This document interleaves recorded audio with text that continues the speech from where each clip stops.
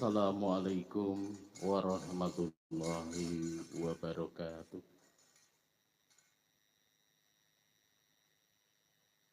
Para rawuh kagum miwah putri, pilih wonten ing ijang punika Bopo Darman miwah Ibu Lia Yulianti. Badhe hanetepi darmaning asepuh niki badhe ngijab kabul ingkang putra kinasih niki Roro Alda Anggi Rosiana utawi Mbak Alda ing samangke badhe kaijabaken kalian Bagus Rifa Nur Fauzan Al Ihsan muri lampahing sedya saged lumampah kanthi ganjaran ingkang menika sumangga sesarengan tansah memuji mugi rahayu ingkang sami kangge.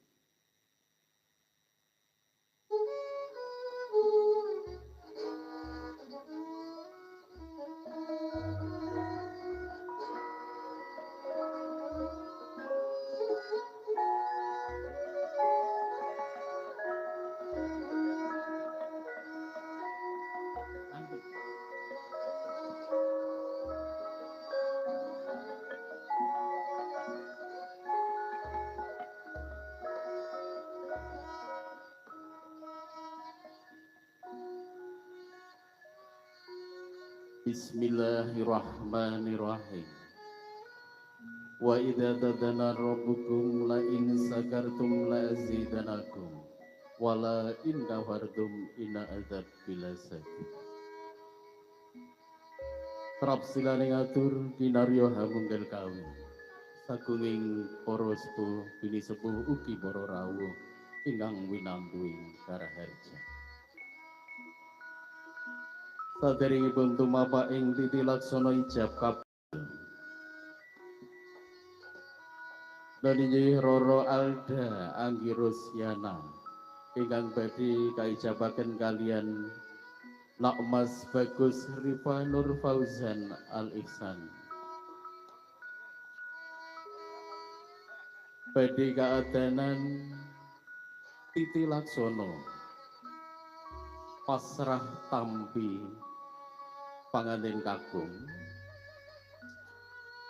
wonten ingkang inanggenah amasrahaken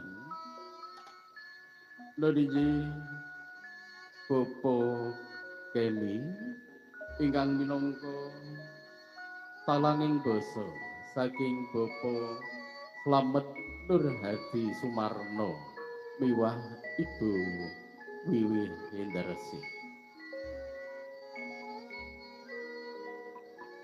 Wonten ingkang tinanggenah nampi pasrah Bopo Darman badhe nyuwun gunganipun Bopo Sriwidodo. Kawusingal sedaya sampun satata ugi sampun samekta ingkang menika titi laksana pasrah tampi inggal kawiwitan.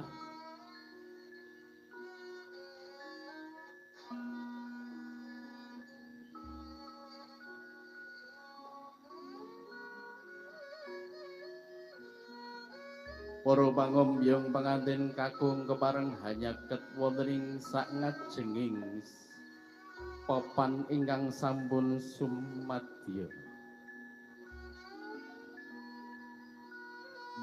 Katingal Bopo Kemi ingkang minangka pangarsaning para pangombyong sampun kepareng manjing wonten ing sasana rinengga.